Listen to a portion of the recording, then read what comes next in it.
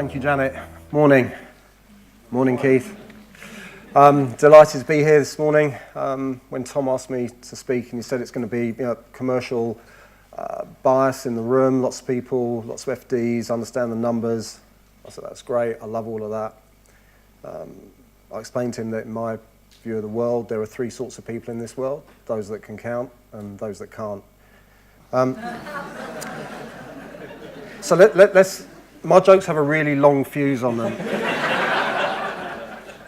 You'll be driving home tonight going, that was really funny. So let's get the interactive bit over and done with, because I can't follow that. So stick your hands up for me if you believe that you are really serious about being commercial. Really serious. Okay. Motion carried, I think. For those of you that didn't stick your hands up, I'm kind of curious why you're here, but we'll move on to that. Mary Margaret Mead said that you should never doubt that a small band of committed citizens can change the world. Indeed, she went on to say, it's the only thing that ever has. Both you saying, most of you, saying that you're serious about performance, and Mary Margaret Mead's quote are useful things to bear in mind for the rest of this session. As Janet said, I'm here today to talk to you about someone who leads an organisation that's expert in human performance. And I want to use that expertise to share some thoughts into what enables us humans to perform at the top end of our ability and to consistently deliver great results in whatever conditions we happen to face. And you see, no use of clicker. Did you see that? I was just here. I'm learning as we're going. That experience comes from the world of elite sport. So Rio was our fifth games. We primarily focus on Olympic sports these days. Fifth games that members of the team have worked at.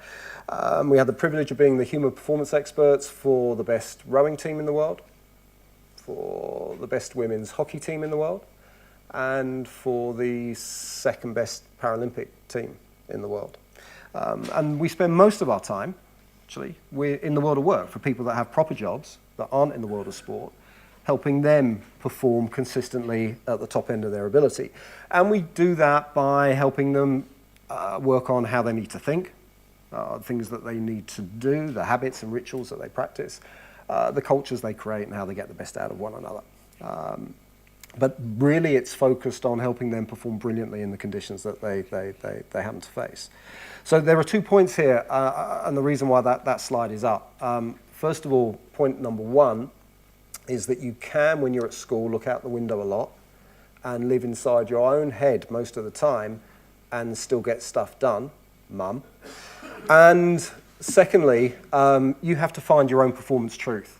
So all of these brands and the people that work in them that we work with have to find their truth. There isn't anyone that can come along and say, actually, here's the playbook, here's what you do. You have to find your version of that. But fortunately, I'm going to guide the way for you today. Well, hopefully it's fortunately, you'll let me know afterwards. Before we get into all of that, so you'll have to contain your excitement for just a second. I want to get a common currency of language here. It kind of relates to some of the stuff we heard earlier about this kind of language difference between costing and pricing. There's a version of this here. So I've heard the word performance used quite a lot already this morning. Is performance a word that's used quite a lot in your world? So people talk about how's the business performing, how's the agency performing, how's the team performing. Fortunately, I can see lots of you nodding, and I was rather counting on you doing that, so thank you. I'm pretty sure that if I were to ask you when that word is used, what does it actually mean? So it's used a lot. What does it actually mean when it's used? Not what do you think it ought to mean, but what does it mean in your particular world? I would have a pretty big bet with any of you that for most of you, when that word is used, it relates to targets, outcomes, results. Have we hit the number? Have we delivered the outcomes? Have we hit the KPI? Actually, there's a whole kind of thing about you can't hit a KPI, but we won't bother with that today. And that causes problems because all of those things, goals, outcomes, targets, that's not performance. That's results. Right? So at the next Olympic Games, or if you cast your minds back to Rio, you may have heard coaches sometimes interviewed after games. And they'll have been asked, what do you think about the result? And they'll have said, look, delighted with the result, obviously. But I didn't think our performance was great today. Or they might say, look, disappointed with the result. We got beaten by a better team on the day today. But that was one of our best performances of the last 6 months. So there is an instinctive and innate understanding that while performance and results are clearly connected, they are not the same thing. And that's really important when you start to think about commercial performance as with any other performance. Because if you get performance and results mixed up, and you add to that in this heady mix, the attitude that you have in most organizations, that performance is only talked about when it goes wrong. It's a kind of deficit model. Performance reviews are a great example of that. You tend to review performance when something's gone wrong. Performance reviews tend to be an argument for people's weaknesses. I don't know if any of you have performance improvement plans in your businesses. Our experience is that a performance improvement plan in the world of work is generally something that's happened to you when you've been naughty. Yeah? So you go on a performance improvement plan, and then you work hard to become just mediocre enough to get off the performance improvement plan, go back to your previous levels of mediocrity, and everyone's really happy. Right? That apparently is a performance improvement plan. Have you ever heard such madness? For the athletes that rocked up at Rio, I promise you, every single one had a performance improvement plan, and they'd have fought you in the street if you'd have tried to take it off of them. And if you end up with this singular focus on results, it is very clear. The research shows, look, sport is not the only high-performance arena on the planet. It isn't, and we're all tired of clunky sporting metaphors, I'm sure. You can think about branches of medicine, you can think about branches of the performing arts, you can think about different areas of branches of the military, which all have their high-performance aspects. But elite sport is really helpful because there's 6 decades worth of research and practical application of that research into what enables human beings to perform at the top end of their ability. And one of the things that is really clear, that the evidence shows absolutely clearly, that a singular focus on results creates fear, anxiety, slow decision-making, poor decision-making, very safe decision-making, and, replete with irony, generally poorer results. So, in the world of high performance, performance is doing the things you need to do to get the results that you want. Yep. So results are the results, they're the outcome. Performance is doing the things you need to do to get or maximize your chances of the results that you want. Performance, stunning revelation number 1, performance is not results. Right? So if you take nothing else away from today, that. Performance is the input, results are the outcome. So for the rest of this session, please adjust your sets. Actually, some of you are as old as me. So when I grew up, so I say adjust your sets, and there's people looking at me going, what on earth is he doing? So when I grew up, tellies had knobs on, and that's what you did. So adjust your sets. Yep. Performance is performance, not results. So today, that performance is about being commercial. It's actually about being great at being commercial, as if you were competing in the Olympics, representing, being commercial for your organization. And not for its own sake, but because being commercial really matters. And sometimes these things get forgotten, right? So being commercial really matters because it means you've got resources to invest. That matters. It's a measure of success. You can attract and retain and develop the best talent. You can have a business that's sustainable. You can do work that matters that might not be as profitable, but it matters for other reasons. And it feeds creativity by providing a space where it can flourish. And that's one of the key things, I think, in this conversation, that commercial success and doing great work that delivers value for your clients are not mutually exclusive. Commercial success and great creative work feed and support one another. So one of the sectors in which we've done quite a lot of work is the luxury goods sector. It is very clear in that sense. I mean, those are commercial organizations. We work with groups like LVMH. They are commercial organizations with lots of creativity in there. And they have found a way to make that an and, not an or. And that's what it is.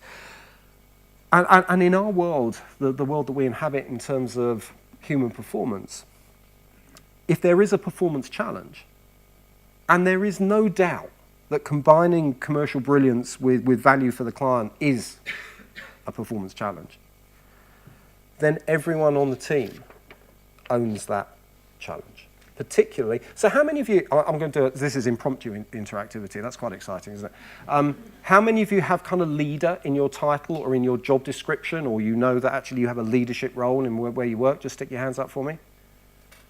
Okay, that's a lot of people. Particularly if you have leader in your title or your job description, you have to own the challenge. You have to own the issue. It's a characteristic of your playing conditions.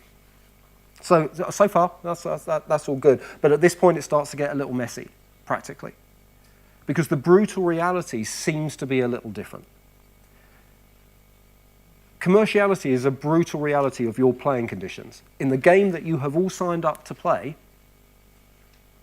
being commercial is a brutal reality.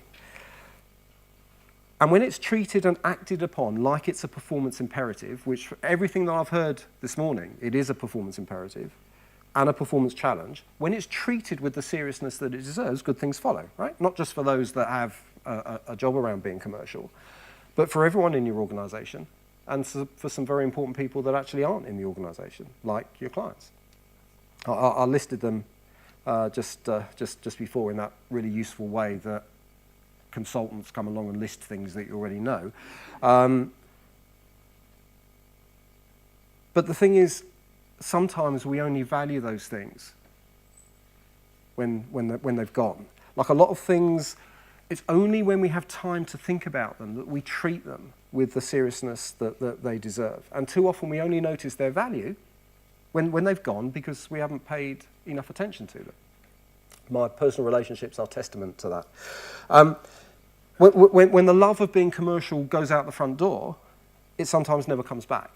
And what follows can be really hard to recover from. High performers do not start to value something when it's declining or when it's gone. It's a bit like, you see it with confidence. So confidence is one of the biggest performance issues. We know that it's a massive factor in human performance. High performers, I promise you, do not start to work on their confidence when it started to deteriorate or when it's gone or when they don't have any. It's not a deficit model. They are thinking, how robust, how resilient can I make my confidence? They value it and honor it. And that's the same when it applies to being commercial. If it's a performance imperative, like being confident is, then you would honor it and you would value it and you would work on it every day to make it stronger and more robust and more resilient, not just deal with it when it's an issue. In our world, we would describe being commercial as a ticket to the game item. You don't even get to play the game. You don't get to watch it. You don't get to partake in it without strength in being commercial. It's a fundamental part of the game that your businesses play. And we know for absolute certain that the best players, when they are playing a game, not only understand the rules better than anybody else, but they play the rules better than anybody else. And we've heard some stuff around that already this morning. They play it better than the competition. And your competition is not only perhaps some of the people that are sitting in this room, but we've heard about procurement, for example, who are looking to maybe stifle your game a little bit. And you know what? There's a bit of kind of just accepting the reality of your playing conditions. So procurement is not going to change. Years ago, I was doing some kind of one-to-one coaching with a leader in a business whose name shall remain anonymous for reasons that will become immediately apparent. And I said to him, what do you want? Because I'm very polite when we start off. And he sat back and he said to me, I'd like my wife to be nicer to me. Well, I mean, I didn't know where to start. I mean, she wasn't here. She wasn't in the room, right? And she didn't want to be. So it's a bit like your attitude towards procurement. We want them to be nicer. Well, they're probably not going to be nicer, but they are an absolute reality of your playing conditions. So you've got to understand that and embrace it. So this isn't about fixing procurement. This is about fixing you. And you've all chosen to play a game. Just bear this in mind. You've chosen to play a game where being commercial is that reality, where it really matters, where other teams are looking to beat you at it. And if you're serious like you said you were at the beginning, you have to own the issue. You in this room have to own the issue, given the role that you've got, or you have to move aside and let other people own it. But what you can't do is not have the issue being owned. And if you are really serious about owning the issue, then there's some important and crucially eye-wateringly simple things that you'd all be doing that would make being serious come to life. You'd all be at the vanguard of owning the issue. You'd be the standard bearers for being commercial in your organisations. You know, the standard bearers who keep the troops in the right place during the heat of battle. You'd be doing so with an attitude that makes you one of Mary Margaret Mead's small band of committed citizens. And you tell me that you are serious about being commercial. If that's true, then if I was your superbly irritating performance coach for a day, a lovely thought for you, I'd be assuming that would reflect in your actions. So lots of you stuck your hands up saying you are serious about being commercial. Well, then I'm going to make a working assumption that if I were to wander around in your slipstream for a couple of weeks, I would see that reflect in your actions every day. Because otherwise, if your beliefs that you're serious don't match with your actions, you end up with a terrible condition called cognitive dissonance. It's a terrible look. You really don't want to suffer from it. It takes a long time to recover from, and you've got enough to do already. Right? So you don't want to do that. So owning the issue, being serious about being commercial, means that if I were to wander around in your slipstream for a while, here's some of the stuff that I'd see you do.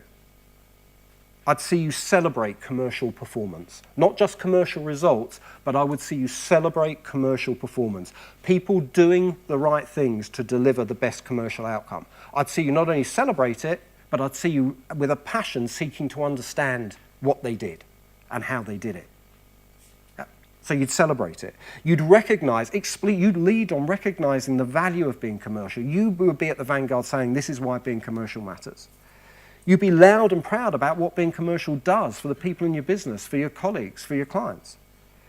And you would champion being commercial as a key driver of value for your organization, not some irritating afterthought. You'd be on the front foot with being commercial because it really matters and because you're really serious about it. So I hope, and you may be one or two of you who are currently heavily sedated might invite me along to wander around in your slipstream for a couple of weeks and see how often you're doing that. Because your attitude towards being commercial, proud, proactive advocates of it, is a vital first step. Garrison Keillor wrote a short story when they had banned, in Historia, smoking had been banned. And people were kind of taken away and given therapy to stop smoking. And there were 3 last smokers in the US who were holed up in a cave in Colorado, just waiting to be taken away, but they were kind of talking about how great it was to smoke and how they were going to have to give it up. You can't afford to be those last smokers thinking about, well, being commercial, we'll go inwards and we'll just think about how great it is, but that no one really understands us. You would be taking responsibility for making sure that your organization is never outperformed on being commercial. That's what would characterize you. And the key thing is everything that I have just spoken about is under your control. Yeah, all of those things that I talked about doing, celebrating commercial performance, recognizing its value, being loud and proud about what it does, championing being commercial, all of those things are absolutely in your control. Is there anyone, there's no one in your organization that stops you doing that stuff, right? Unless there's somebody outside of this room that is controlling you by some sort of PlayStation controller, you can go and do all of those things. You can start doing them tomorrow. And if you don't own the issue, then you don't get to complain that it's not given the value and treated with the seriousness that it deserves. So just that sense check in terms of how serious you are about performance. If you are constantly doing those things that I mentioned, I'm really pleased, and I think you are absolutely right to put your hand up. If you put your hand up and you're not doing some or all of those things or similar things, I don't think you are really serious. I think it was the right thing to say. And that's important. The control bit is really important because from a performance perspective, not doing things, choosing not to do things that are in your control is what we call willful underperformance, right? That's choosing not to do something that you know you should be doing that will be great for commercial performance. If you don't do that, that is willful underperformance, and that's an even worse look than cognitive dissonance. And if you've got both of them, really not good. So stop doing that. Yep. And in case you are curious as to whether you have either or both of those terrible symptoms, let me give you an example. There's an industry that we're aware of where over 60% of key leaders say that being commercial is a core competence. In our language, a ticket to the game item, a performance imperative.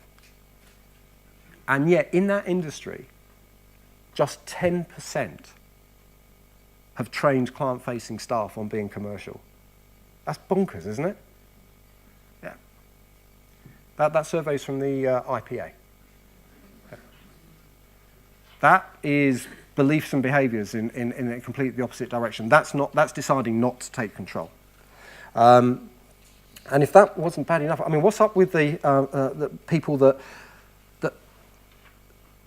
aren't choosing to do that?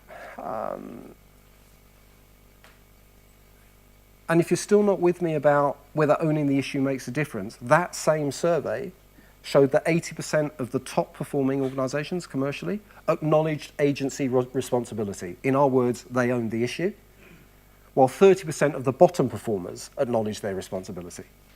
I mean, it's not tricky to understand the impact of it.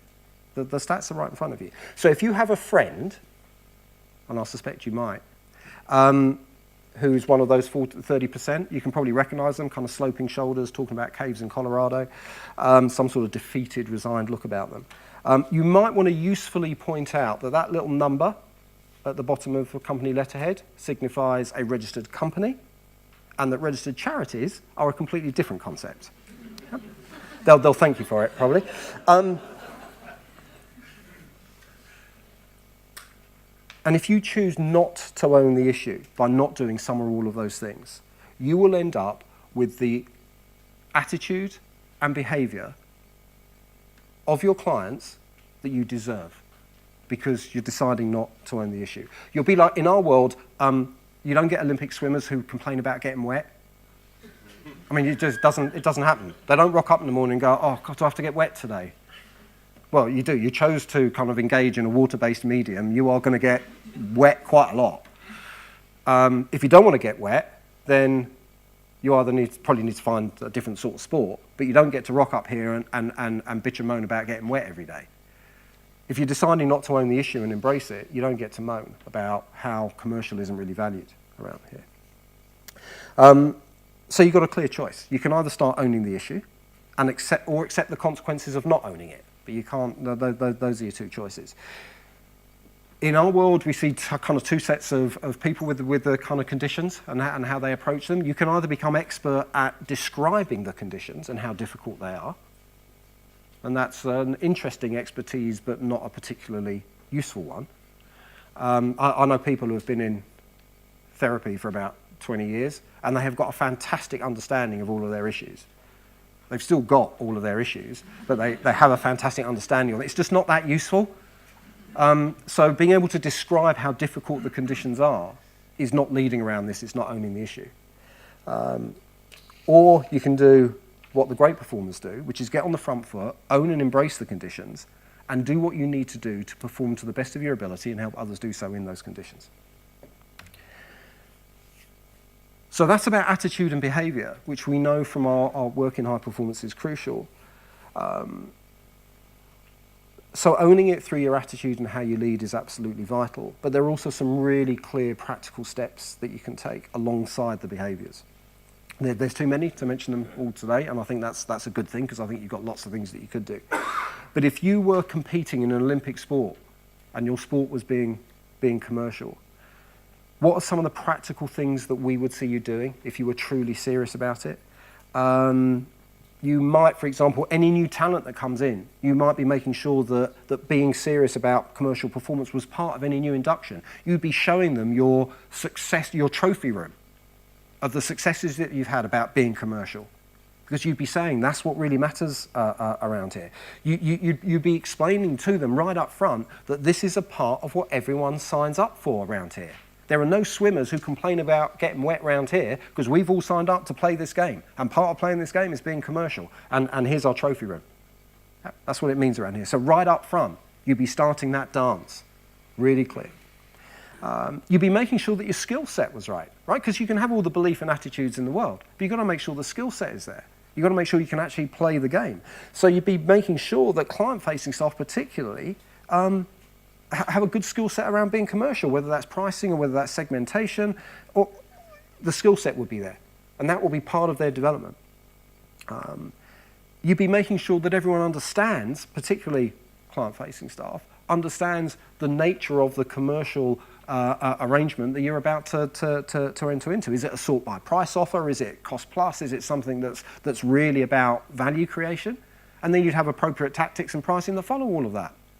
But you'd be clear, it's not just, we go in and we price stuff. You'd be thinking about your tactics with each piece, like high performance would. You'd be making sure that everyone who is client-facing knows the strengths of your agency and the value that you bring, the things you win on. That will be a key part of your narrative. So you start developing a narrative around value and respect and impact, not just about inputs and cost plus. You'd be making sure that you've got in-house expertise on the dark arts of procurement. If part of your playing conditions is dealing with procurement, then you need to be able to play that game as well, really well. What we see high performers do consistently is if they're frightened of something, they run towards it, not away from it. So if procurement is something that seems kind of big and scary, run towards it. Play their game, understand how they play their game, and play the game slightly better than they do.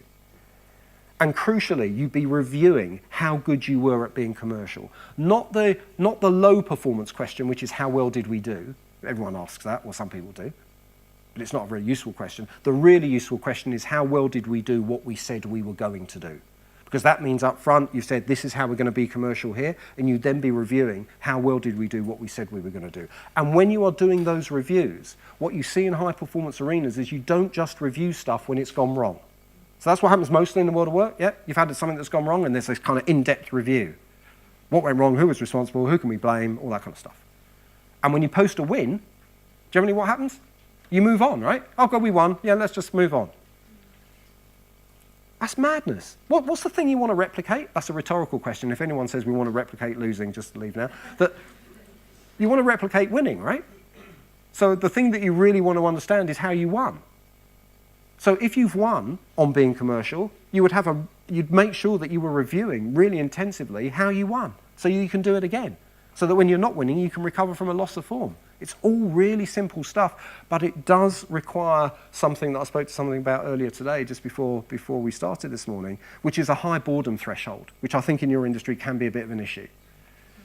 High performers have really high boredom thresholds. They'll eat the same thing for lunch for 10 years. They'll do the same training session every day because they just want to get better at it. Yeah, and you might have to lead on that. That might be part of that discomfort that you have to lead on, because that relentless boredom is a crucial part of it. You don't have to motivate people to do this. You don't have to be a kind of evangelist. What you do have to do is actually start with you and start owning the issue and start putting in place those practical steps if you are truly serious. So given everything that I've talked about, I'd just like you to have a kind of internal reference of actually how serious are you? If you were competing in the Olympics on being commercial, could you actually justify by the response that you gave me, which says that I'm serious, or is there stuff that you could be doing a little more? So I'd be imploring you to go and be the standard bearers for great commercial performance. The failure here is not to be perfect on day one. The failure here is not to start doing this stuff. So in the world of high performance, perfect is a verb, it's not a noun.